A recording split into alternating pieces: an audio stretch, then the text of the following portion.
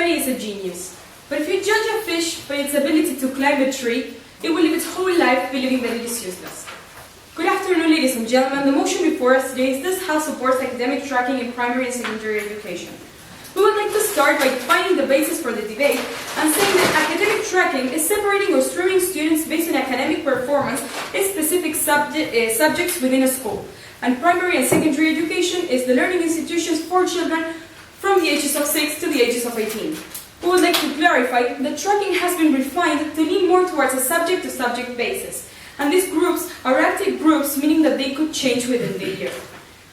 The reason that promotes today's debate is that nowadays classes are composed by extremely heterogeneous groups of students where academic performance within classes is very unequal. The marked difference is causing damage to the learning atmosphere as well as lower overall performances. Furthermore, the issue for today's debate is whether or not streaming according to academic performance would be beneficial for students, leading to an improvement in the educational system.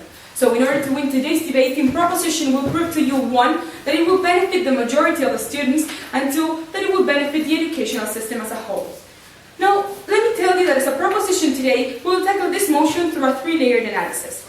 In our first layer of analysis, we will develop our argument reaching for the stars, which responds to the impact over the students. Secondly, in a second layer of analysis, we will deal with the art of teaching, which explains the impact on the system in itself. And finally, in our third layer of analysis, we will focus on the ideology of the country, which develops the political aspects and the future implications for our country. But before moving to the analysis of our arguments, let me move to the explanation of our model.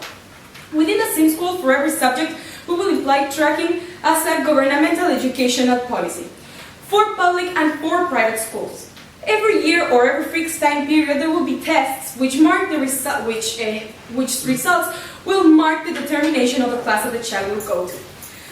Also, we would like to add that day-to-day performance will be influential in order to guarantee that students have different opportunities of ascension in order to fluctuate from classes and prevent children from being fixated in a class throughout the whole year. Teachers will randomly be assigned to each class in order to guarantee educational opportunities for all. I will move now to the development of the first argument, but first I'll take a point if the opposition has one. Team Proposition is not taking into account that the mobility from a lower class to a higher class is extremely difficult. I understand your point. The mobility is extremely difficult only if you do it once a year. Only if you just take a test at the beginning of the year and forget about tracking for the rest of the year. However, that is why we included the fact that day-to-day performance also conditions the development of the student. Therefore, if in your day-to-day performance, your effort, your development shows that you're able to ascend from class or go down, then you're going to do so. Now, yes, to develop our first argument, which is reaching for the stars, we would like to start by analyzing the current state of affairs and prove to you how, in pace and in capacity, the system is actually failing. First of all, as regards the pace, we have low average students which have a slow pace, which is the pace that usually the classes end up taking, and we have high average students who go faster than them and get delayed because the class almost always is focused on the low average students. The consequences for this are demotivation, boredom, bad behavior, and anything else that you can imagine which prejudices the development of the children. So therefore, our actual system, can only choose one student to focus on and can only hope to cause the least harm to the rest. As regards the capacities, what we believe is that they are different for every subject at school and that the intelligences of the children are totally different as well.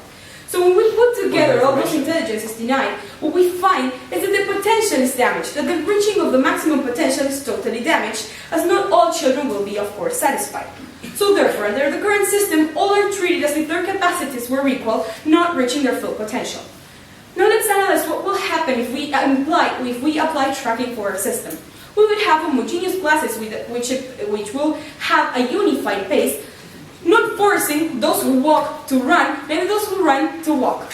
As regards the capacities and the knowledge, first we would like to clarify that different doesn't make you smarter, it just makes you different. And that you will be giving the opportunity to children who have different capacities in order to reach their full potential, denied. As regards high-achieving students, they will be able to advance and reach this potential. And low-achieving students will have the essential of every subject, the necessary, which otherwise they would be learning nothing as they will not be able to follow. So we are providing them with everything to run.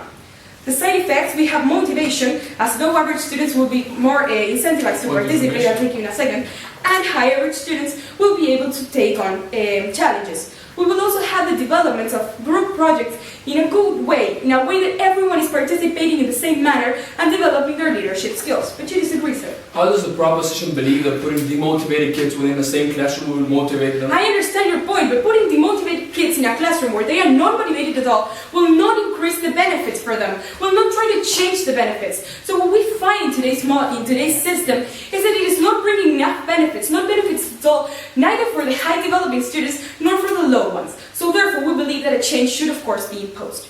As regards the psychological aspect, we would like to tell you that children will feel part of a group, will be motivated, and their self-esteem will not be lowered, neither we will have inflated egos denied. We will have no intimidation due to differences between the intelligence of the children denied. As regards to the long-term benefits, what we find is that people that are at the top of the class tend to do better regardless of the level. The difference between the kid with the greatest facility and the kid with the greatest difficulty in the class will be reduced. Now yes, moving to the development of our second layer of analysis, the art of teaching. Let me start by telling you that the efficiency and the quality of the system will be of course improved if we pass this motion. We should provide a system which accepts the differences and works towards the improvement of them to the reaching of the maximum potential in the basis denied that the children are different.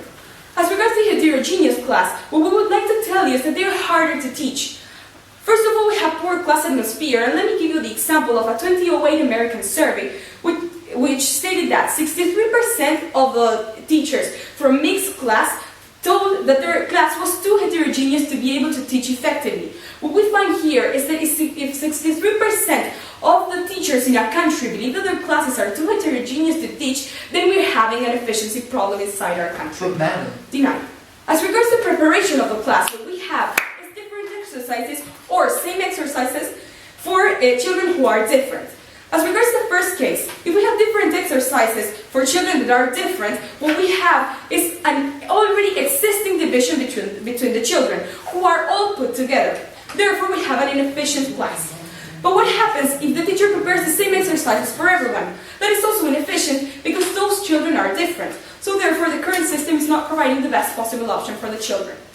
But when we put a homogeneous class together, the preparation of the class is consistent. The motivation is increased for the teacher and therefore for the student. The teacher will be more effective, and when we reach that level, we will have that reflected on our students. The method should adapt to the optimization of the different students within the system and not be pre-established before analyzing the conditions of our students. So what we find is that our educational system should not be a factor where children go in and live with the same knowledge or less, but a fair, where children are crafted to be the best they can be. We don't want our children to be just another brick in the wall. So at the end of the day, for all of these reasons, we believe that a child miseducated is a child lost. Thank you. The beautiful thing about education is that no one can take it away from you. But the proposition is surely trying. Good afternoon, ladies and gentlemen. The motion before us today is this House believes that this House supports academic tracking in primary and secondary education. We would like to say that we agree with the definitions provided by the proposition, but would like to clarify the main difference between primary and secondary level education. Firstly, the objective of primary level education is to prepare students for further education and insist on the desire to learn more. Therefore, the objective is to develop skills and to motivate students. However, for secondary level education, the main objective is to prepare students for the jobs that society needs, to promote autonomy, and for students to develop emotionally, and to promote critical thinking. We can see that the model does not apply in any way, shape or form to these objectives, since they're not motivating students and since they're not taking into account the differences between primary and secondary level education. These definitions of the objectives were provided by the Danish government and the South Korean government, one of the best countries in relation to education. So therefore we can see that these countries that do not use tracking have totally different objectives as the proposition is suggesting, which is basically learn, learn, learn. We don't care about your social development. We don't care about anything the child thinks.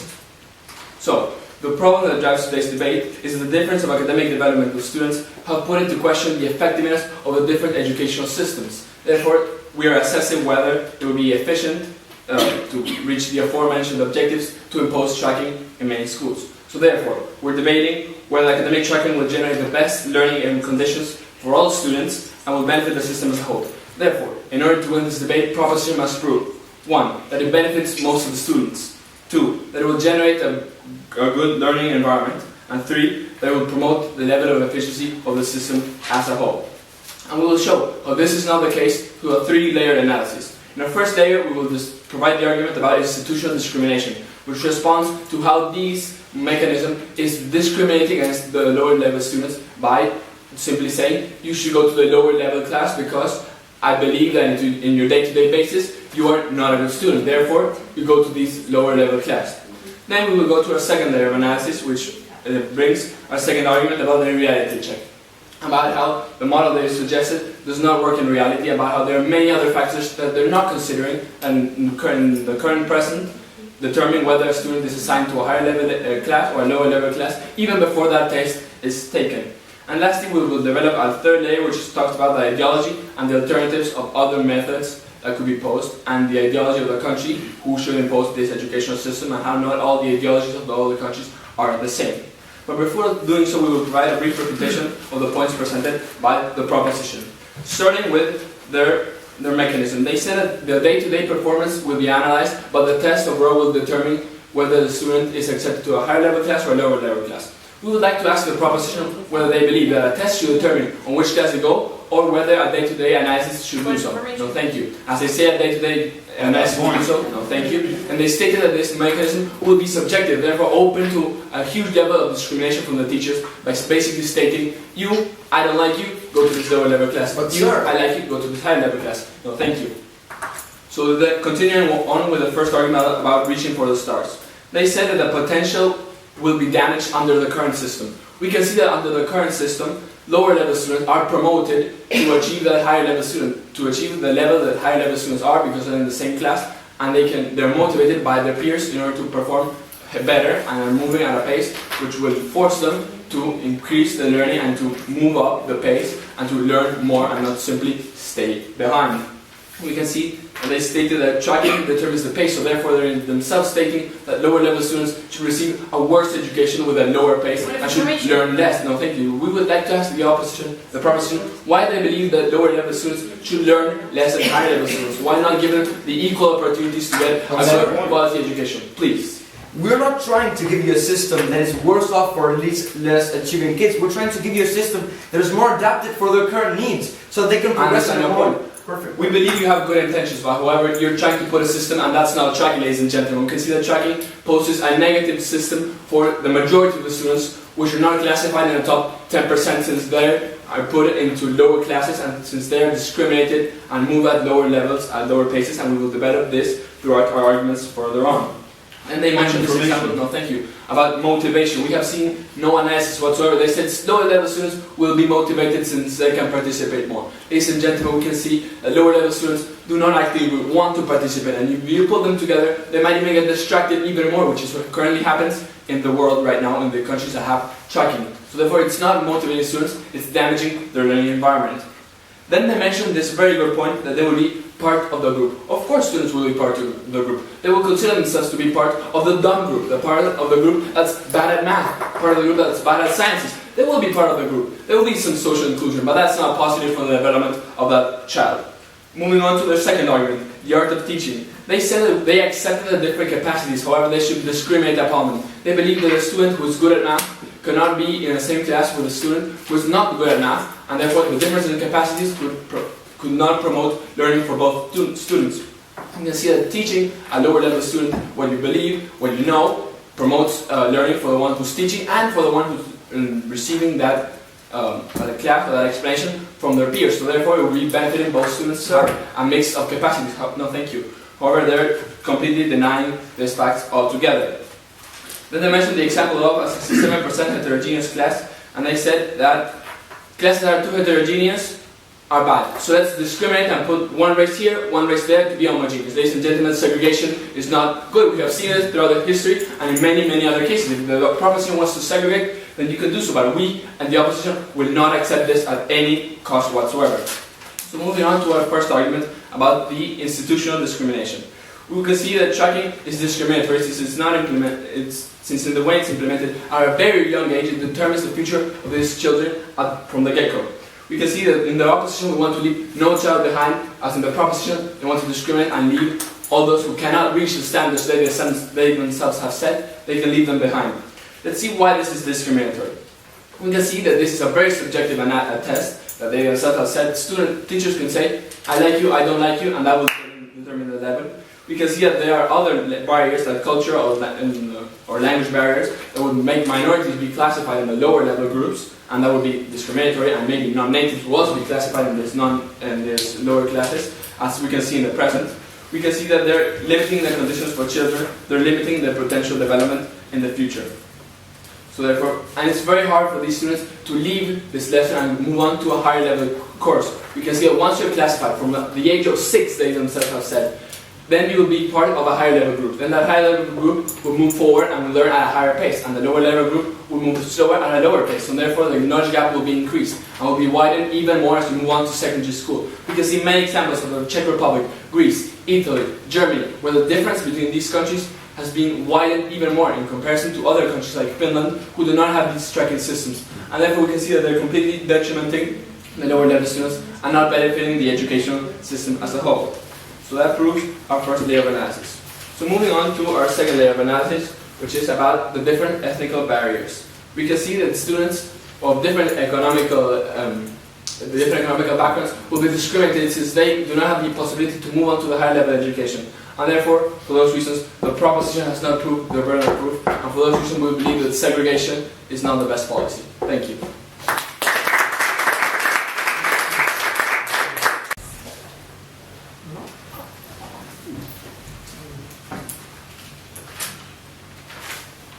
The philosophy of the schoolroom in one generation will be the philosophy of the government in the next. Good morning, ladies and gentlemen, honorable chairperson and members of the House. The motion before us today is this House supports academic tracking in primary and secondary education. In order to win this debate, side proposition must prove 1. That tracking will benefit the majority of the students, and 2. That it will benefit the educational system as a whole. And we've already done this with the argument of reaching for the stars and the art of teaching. And before moving on to the third layer of analysis, or third argument for side proposition, which is entitled The Ideology of a Country, we'd like to give a short refutation of the arguments presented by the first speaker of the opposition thus far. First, in a point of information, the third speaker said how it will be very hard for these students to move from one class to another, and therefore from a very young age we will be conditioning these students to stay in a lower level class. Now, we believe that in many levels this is not true. First, kids will be given many opportunities to move from one level to another, since they will have, first of all, they will have many chances each year to change from one level to another. Then they will have their day-to-day performances, and then we can also see that, and the first speaker also mentioned this, how the system, they said, was flawed. But we believe that actually this inclusive system that brings objectivity and subjectivity coming from a test and the performance in day-to-day actually makes it easier for students to be placed in a group that is more cohesive to what their needs actually are. And we believe that in that case, we will be adapting the system to what the student particularly needs. Now, the second point they brought was about this discrimination. Now, we're not discriminating against students. We're not saying you're bad, go here, you're good, go here. That's not what we're trying to do. We're just trying to adapt the system so that it fits every particular student in a way that is better for their needs. Now, if someone is in a group, if someone is in a group where everyone is so much better than them, do we believe that it would be actually beneficial for that student? That student that won't actually try to participate because he will think that everyone will be judging everything he says. Or a teacher that is trying to do all he can to try to work this class, but it's so heterogeneous that 63% of those teachers say that it's actually impossible to work that class. We do not believe this would actually be beneficial. And once again, we are not trying to discriminate against race. We're not saying you're from this color, go here, you're from this country, go here. That's not what we're trying to do, ladies and gentlemen, and that's not what we propose in our model. Now, they talked about this problem, motivation of students. Now, we don't believe that in their case the motivation of students is better. We actually believe that by tracking students, we will be able to help students actually progress. Now, let's see the case of the higher achieving students. These students will be placed in a class where their potential is exploited to the maximum. They will try to reach for the stars. They will go to the maximum potential they actually can. We believe, this actually helps students. And let's talk about those less achieving students. Students that nowadays are placed in a class where everyone is so much better than them. students that don't want to participate, and they don't feel like they can participate. These students are lost. The class is moving at a pace that is too fast for them, and they're just leaving it all behind. They're saying, this is too fast for me, no thank you, it's too fast for me, I'm just going to let it go. But actually, if we move them into a class where everyone is at the same level as they are, they will actually try to participate. The teacher might actually do some different activity that actually fits their needs, and therefore they will actually be able to move on, and they might see, wow, I wasn't that bad at math, wow, I actually like science, I actually can do this, no thank you, I actually don't have such great difficulty in this. And I don't believe that a student that is that less motivated or has those much difficulties will actually want to be in a class where everyone is so much better than them. So we believe motivation in their case is worse than in ours. Now they brought this point of inequality, and we believe that it's actually wrong. We believe that in our case we are actually helping each student more. Maybe, let's take a case. In their side of the house we have two students. One that is achieving a 4 level and another one that is achieving a 3 level. Okay, the difference between those is 1. What are we proposing? We're proposing one student that reaches 10 and the other one 7. Maybe the inequality is a bit higher. In one case we have 3 and the other case we have 4. In the other case we have 1.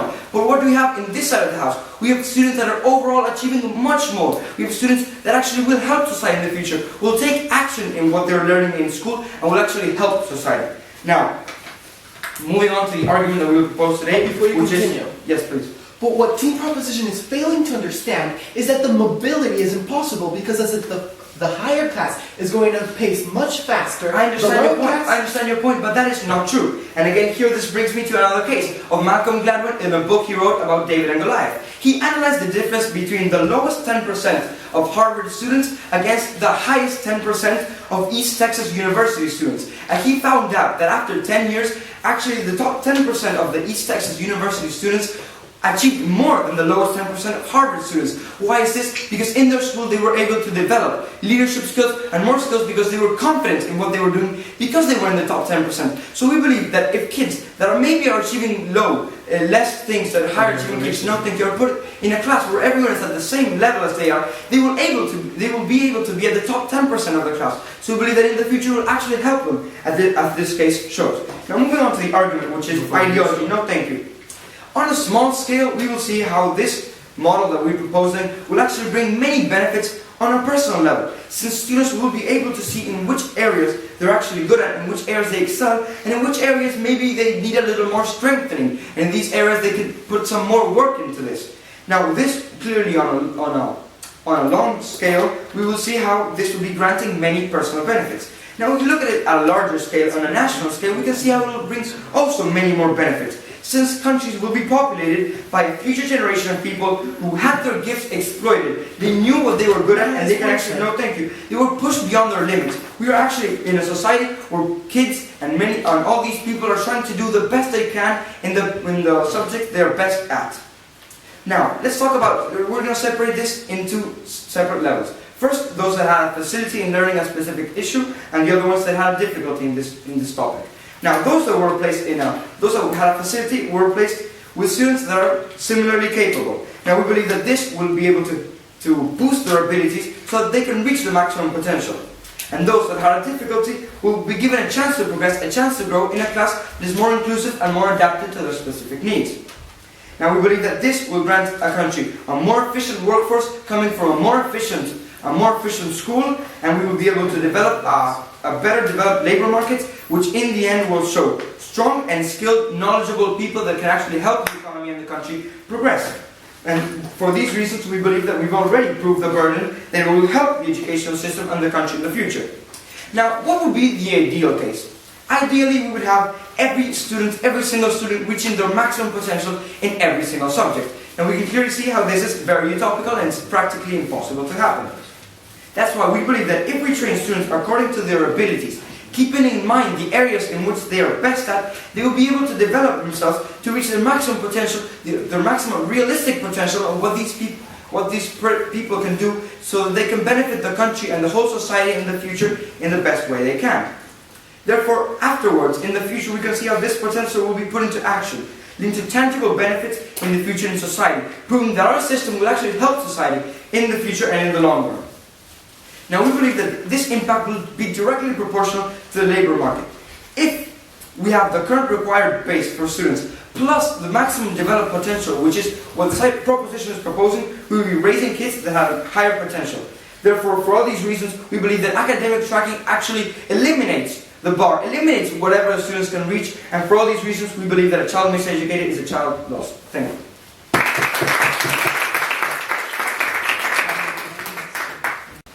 Ladies and gentlemen, every child has a right to receive a quality education. However, team proposition today believes that some children have more rights than others, that some children are more equal than others. Good afternoon, ladies and gentlemen. The question to be answered by the end of this debate is whether or not tracking in the educational system generates enough benefits for it to be supported. Consequently, in order to win this debate, team proposition would have happened to prove the existence of benefits for both students and teachers, that tracking will generate the best learning atmosphere, and lastly, that this policy would increase efficiency. However, as an opposition, we do not see a hint of these benefits, and furthermore, we have developed a three-layered analysis on institutional discrimination, reality check, and ideologies and alternatives, as I will further develop. But before I move on to do that, how does team proposition approach the motion? I will begin by refuting the points presented, then asking some questions and finally clarifying some points. In terms of the model, once again, proposition is happy to believe that students will easily move from one track to another on a day-to-day basis or on a test basis. We actually do not care about that because in either way, it is impossible for students to move easily as they propose from one track to another. In terms of the first argument, reaching for the stars, I want to point out the fact that they mentioned how tracking would actually benefit the system in terms of leadership. However, we do have to say that leadership includes a challenge that is not seen when a student is trying to propose leadership among equals, among people who have no difficulties in learning. They also said, and I quote, differences between the strongest and weakest would be reduced, yet Finland, which is a country that has non-track education, has been said to be the country with the least difference between the strongest and the weakest, according to the Smithsonian. In the second argument, they spoke about the art of teaching. And as team opposition, we will not put the work of teachers above learning abilities. And furthermore, we cannot support segregation. But before the development of the third argument, my first speaker asked the proposition to expand on how are we going to determine these levels? It's going to be through tests or through a daily performance. And we asked for development on how to ensure that no discrimination takes place. Ladies and gentlemen, these questions have remained unanswered.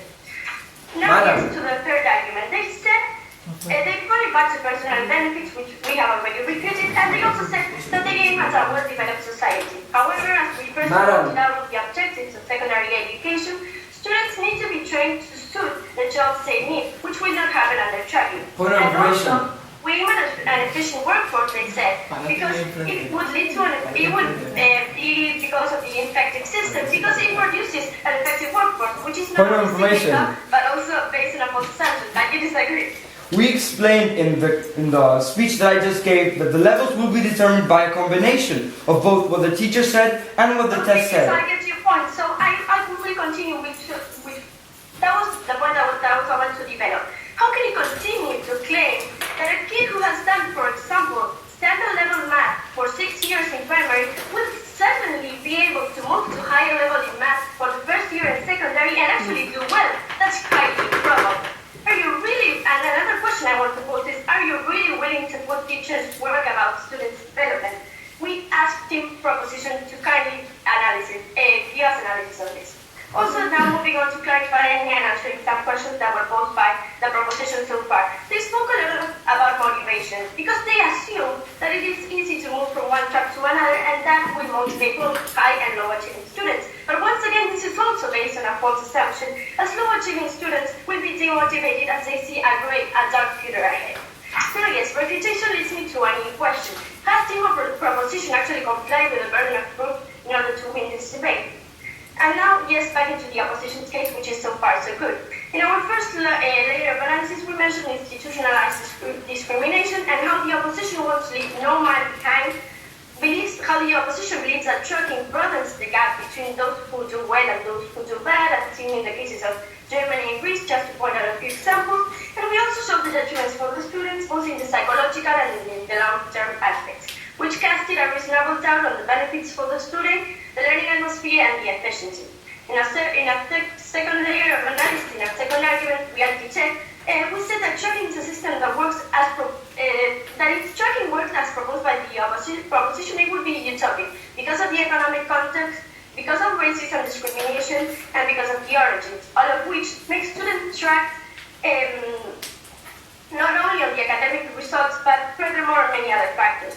And even if reality was similar to that described, which happens, for example, in some Scandinavian countries, these countries precisely have decided not to track their students. Point of information. Casting once again doubt on the efficiency of the system.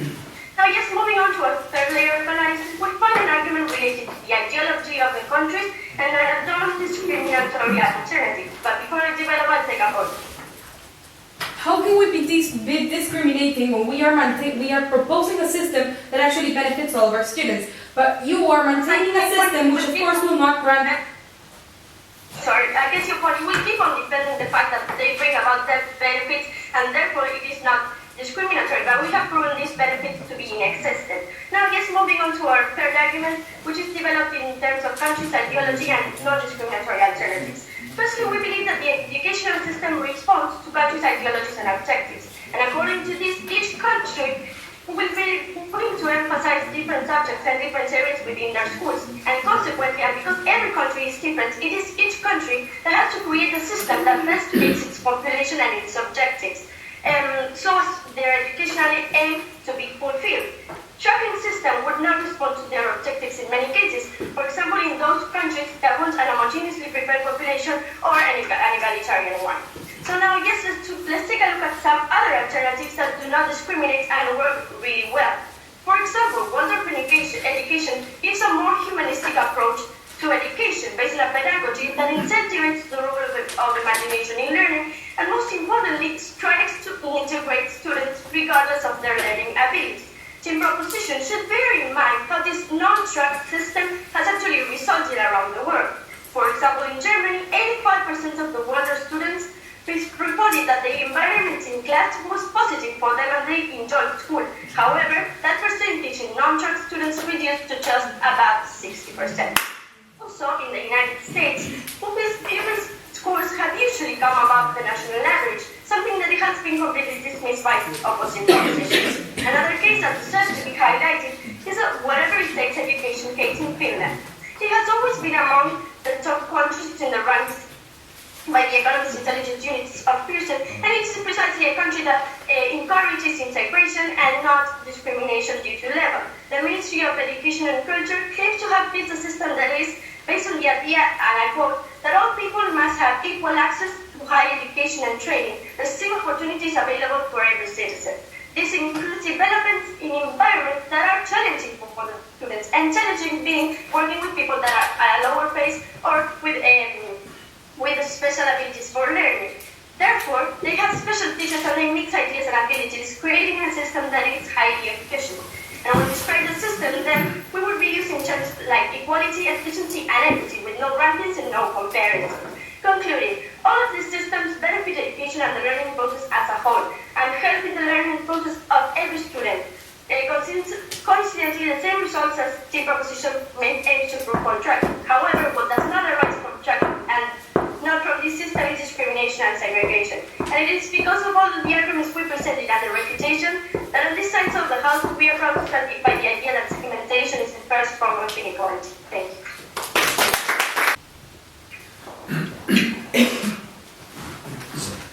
The opposition stood up here and talked to us about Germany, about countries like Germany, about Finland. So let's analyze this. It's true, we've got an economy like Finland, we've got a culture like Finland, an educational system like Finland. So, oh wait, no, we actually don't. Neither do the majority of the countries in this world.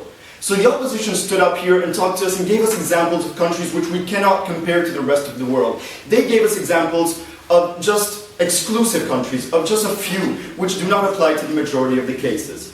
Good afternoon, ladies and gentlemen. So, today we're debating the motion, this House supports academic tracking in primary and secondary school. So what do we have to prove on side proposition in order to win this debate? We have to prove that tracking will benefit the majority of the students by passing this motion, and it will benefit the educational system as a whole. So how will I divide my speech?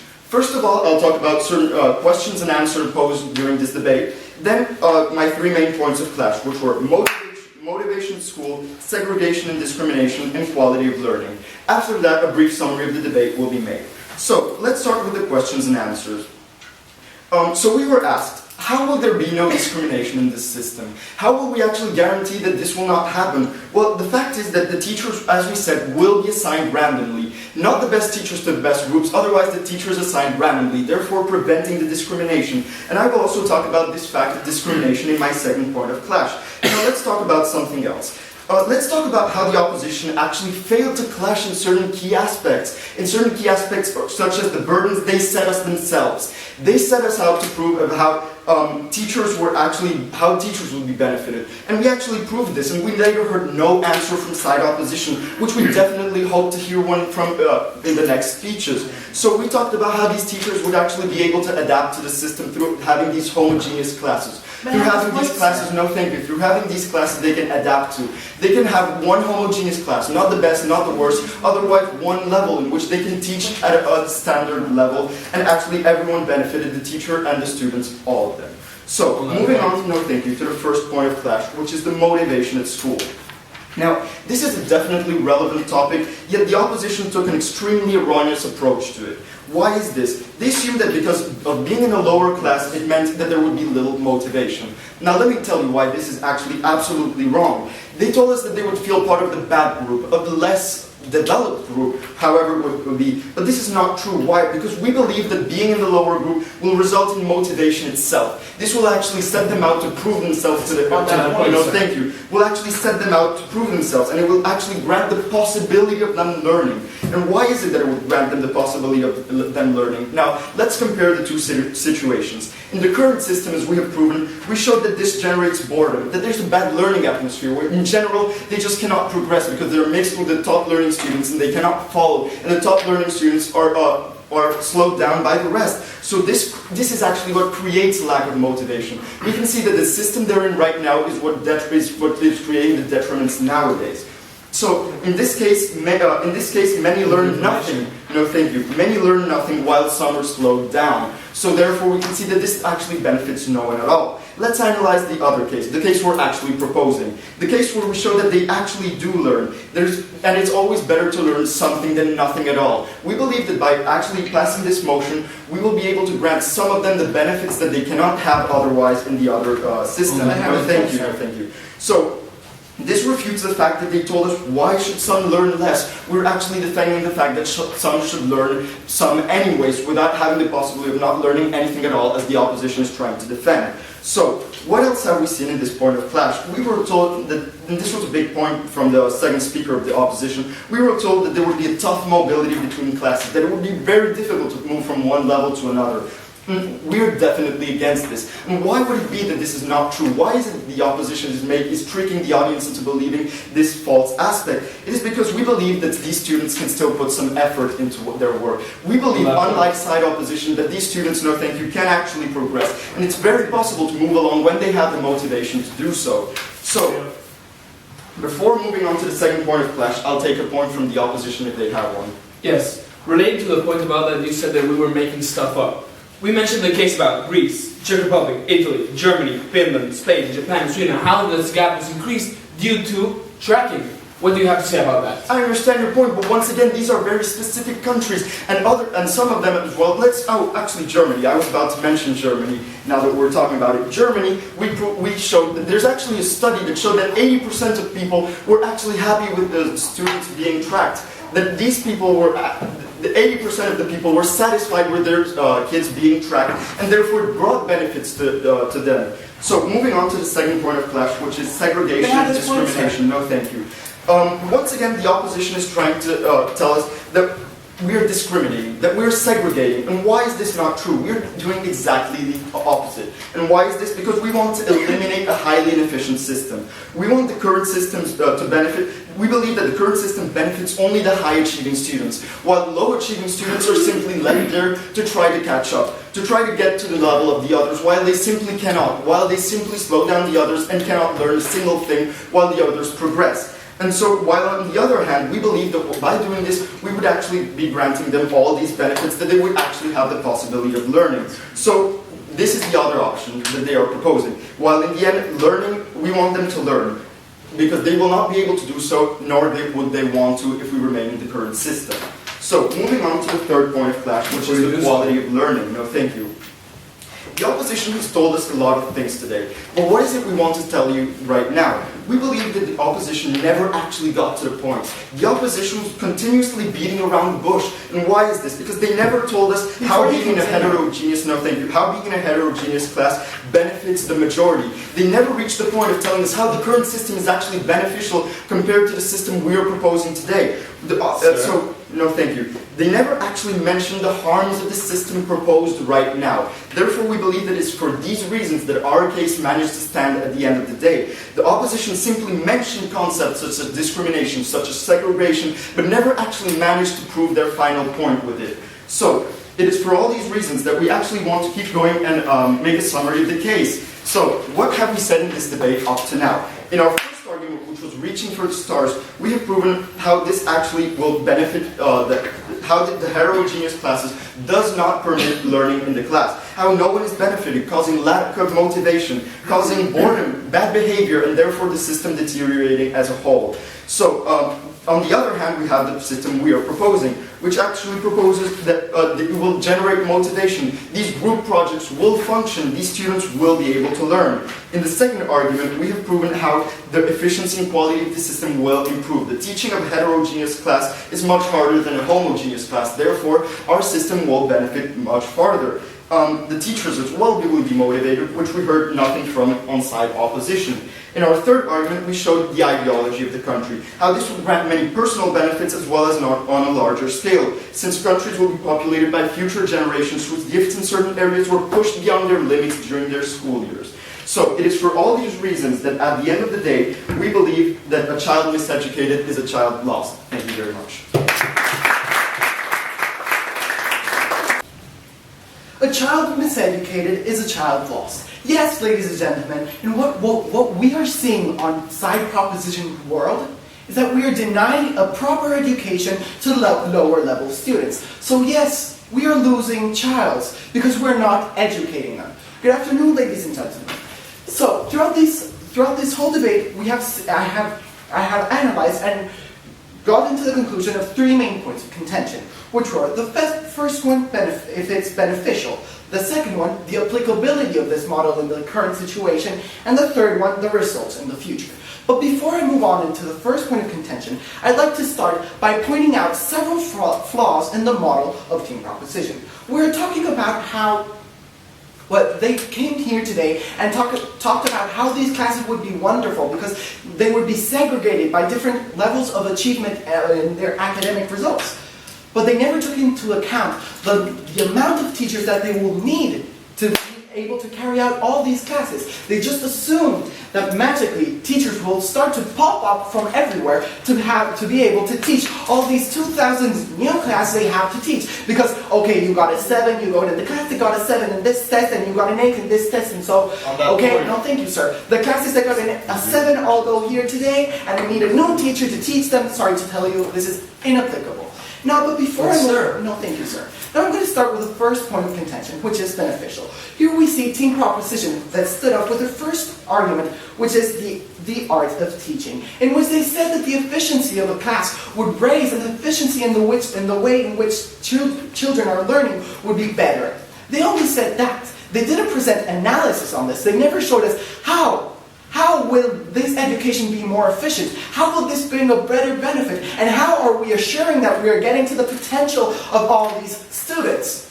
What did we hear from team proposition? Sir, mute, silence. No, thank you, sir. Now, what we see is that this benefit that they just assume and magically came here today that said that it exists was not even mentioned. And what we see, and no, thank you, and they also said that the benefit for the teacher is that they will be able to adapt to their class because they will be more motivated because the class will want to interact. Yes, of course. The teacher will be able to adapt to teach 2 classes at the same time. They will now learn how to split themselves and be in class A and class B at the same time. No, thank you, sir. No, ladies and gentlemen, we see a clear detriment to the teachers. On that And no, point- thank you. What we've seen in team opposition's case is that we are institutionalizing discrimination. And this is a clear detriment to the system and to the students, which is a part of the burden that team proposition is denying to uphold. We've pointed out how this subjectivity of classes could bring discrimination between races. That it would also give leadway to corruption. We've seen an analysis from my first speaker that people with money would be able to pay for their students to be in the higher class even though they don't deserve it. So how does this model solve the corruption? We have no answer yet again. And what we've seen is that, so we're saying that their benefits, they said that the potential of the students will be met. Yes, of course it will be met, we assume, by team proposition side, but are we reckless enough to accept the possible achievement of their potential at the cost of the education of the other children? This question was posed by my second speaker and still hasn't been answered by team proposition. But now, before I move on to the second point of contention, I'd like to accept a point of information if team proposition has one. Yes, please tell us how rearranging students in classes is the same as creating new classes. Okay, what we've seen is that rearranging students into new classes by their different capacities is creating new classes because we have to divide them by their level. And if we've seen their different levels, they're completely heterogeneous. We can have a very fast class, a normal class, and a very slow class. So we're creating 3 classes where we once had 1. Now that I've answered that, I'm going to move to the second point of contention. But to do this, we will have to assume that this does bring benefits, so we can analyze the applicability of this model in the current situation. What we've seen from from side proposition is that we are reaching for the stars. Even the name of their argument tells us the team proposition is living in a utopia. They are unable to understand what is going on today, and they're unable to see the clear differences, the clear inequality that we have in a society. And by imposing this model, what are we doing? We are broadening the length between these inequalities. So yes, of course, what we've seen is, they said that this is completely applicable because the students will start to be motivated. How? We've seen how team proposition has failed to give us analysis in every single statement that they've provided. And now what we've seen is that the children that don't reach their capacity, the children will reach their capacity magically. And no, ladies and gentlemen, no, that is not true. They also talked about that there will be long-term benefits. What are these long-term benefits? We haven't heard these long-term benefits, but inside of this opposition, we've shown long-term detriments. We've shown how this inequality would be broadened. We've seen how in the current situation this is inapplicable because in countries it is impossible to say. On that point. The cost of applying this model is not taken into account in the same model that proposition is proposing. So what are we seeing? Yet again, a failure from team proposition and team opposition being able to point out this and asking team proposition to provide this analysis of this, and we are not getting answers. Yes, please. Who's living in a utopia when all the examples you bring are from more economically developed countries? I perfectly understand your point, but what we've seen is that while we brought examples, team proposition brought us examples of any country, no, ladies and gentlemen, and we've seen how this system has been applied throughout history. So it's not like, okay, only Germany and Sweden are basically applying this correctly. No, this model is what we're doing nowadays. And we've seen that it does bring benefits and it does bring results. Now what we've seen on side proposition also is that there's a mobility from classes. And what we're seeing is the team proposition is failing to understand their own concept. They say that a person from lower class will be able to move to the upper class. Yes, of course. They're learning at a slower pace, and magically they're going to learn all the things that the higher class has already finished, and they're starting new things. Yes, of course, magically the kid that is learning slower will be able to be at the same level as the class that is going much, much, much faster.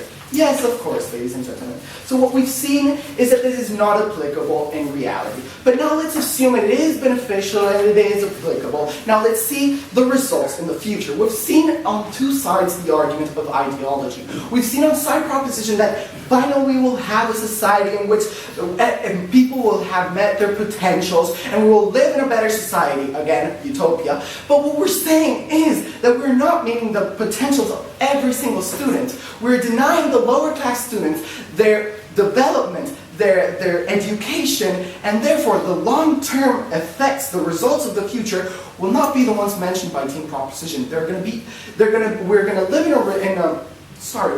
in a society in which inequality is instated and is institutionalized. And we've exposed the Waldorf education. We've seen how this does bring benefits. So what we've seen is that Team Proposition was unable to sustain their burden of proof in their three main points and throughout their three main arguments. So that is why on Team Opposition we strongly believe that segmentation is the first step of discrimination. Thank you.